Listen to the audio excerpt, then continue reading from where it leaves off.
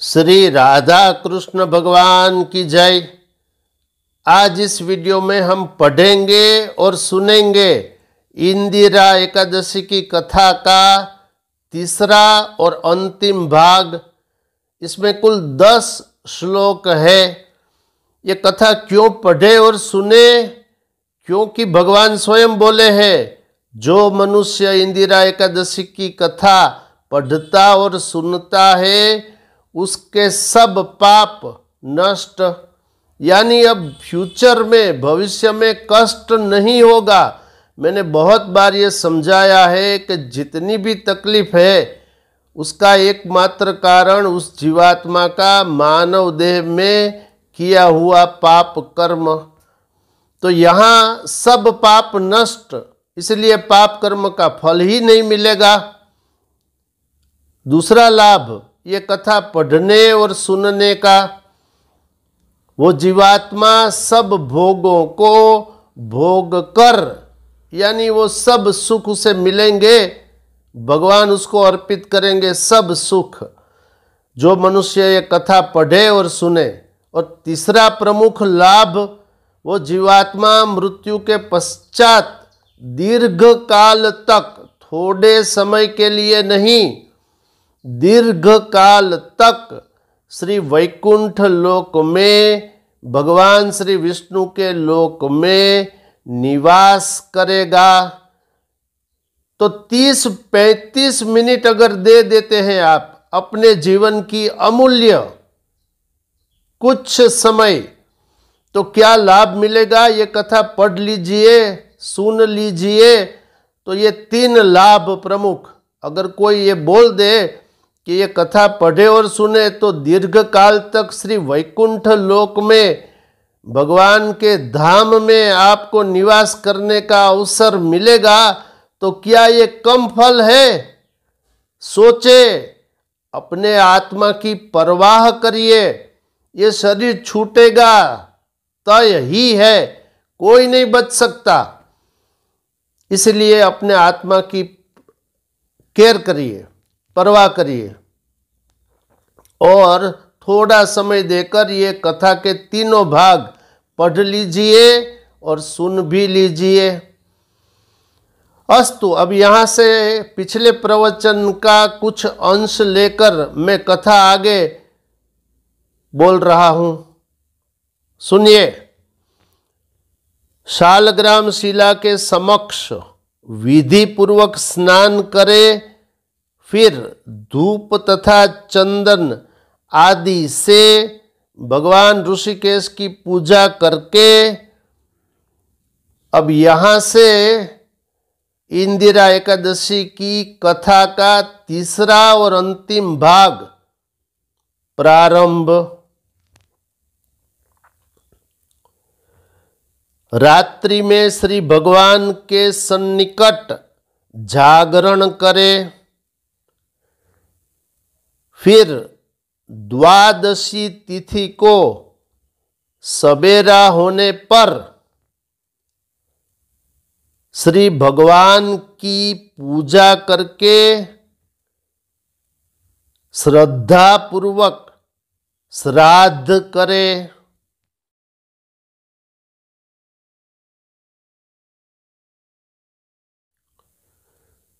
गेहूं के चूर्ण से किया जाने वाला श्राद्ध पवित्र होता है।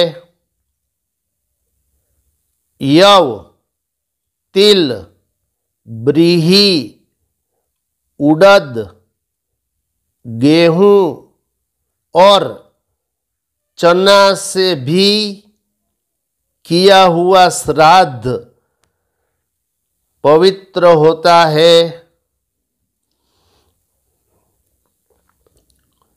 ब्राह्मणों को भोजन कराकर दक्षिणा प्रदान करे, उसके बाद बंधु, दौहित्र तथा पुत्रों इत्यादि के साथ मौन रहकर भोजन करे। राजन, इसी विधि से आप व्रत करें। ऐसा करने से आपके पितृगण श्री विष्णु लोक में चले जाएंगे। हे राजन, इस प्रकार से कहकर नारद जी अंतर्धान हो गए।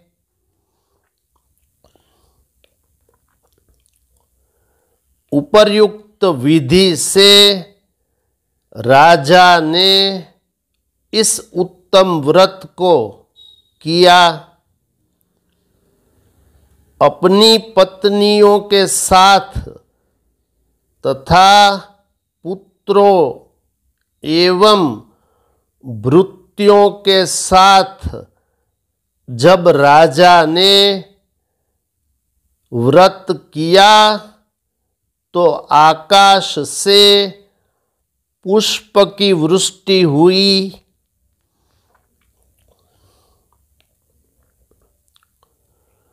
राजा के पिता गरुड़ पर सवार होकर श्री भगवान के लोक में चले गए। राजा इंद्रसेन भी अकंटक राज्य करके अपने पुत्र को राज्य प्रदान करके स्वर्ग चले गए।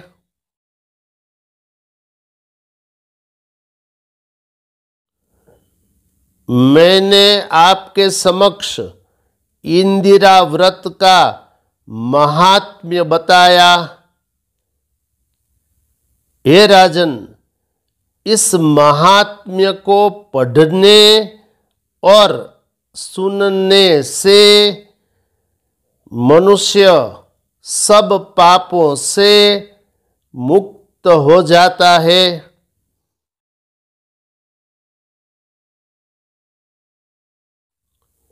और इस लोक में सब भोगों को भोग करके वह दीर्घ काल तक श्री विष्णु लोक में निवास करता है। अब यहाँ इंदिरा एकादशी की कथा समाप्त हुई।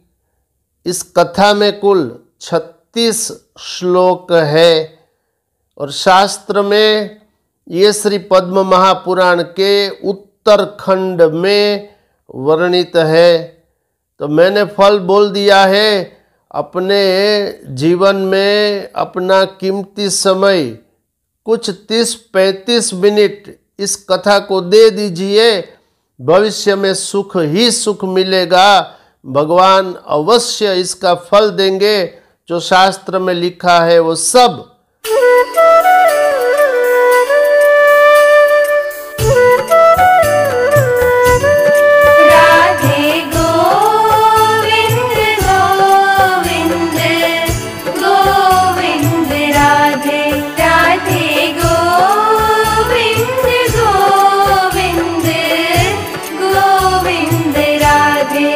दस ऋण है।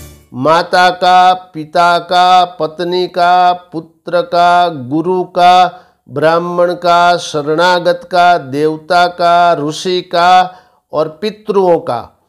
ये 10 ऋण है गर्ग संहिता। तो सब 10 के 10 ऋण से आप मुक्त हो सकते हैं। देखते रहिए और एक भी पैसे की लागत नहीं। ध्यान दो। फिर भी ये सब संभव है शास्त्र की मदद से। देखते रहिए मोरे श्याम चैनल। शेष फिर कभी। बोलिए श्री राधा कृष्ण भगवान की जय।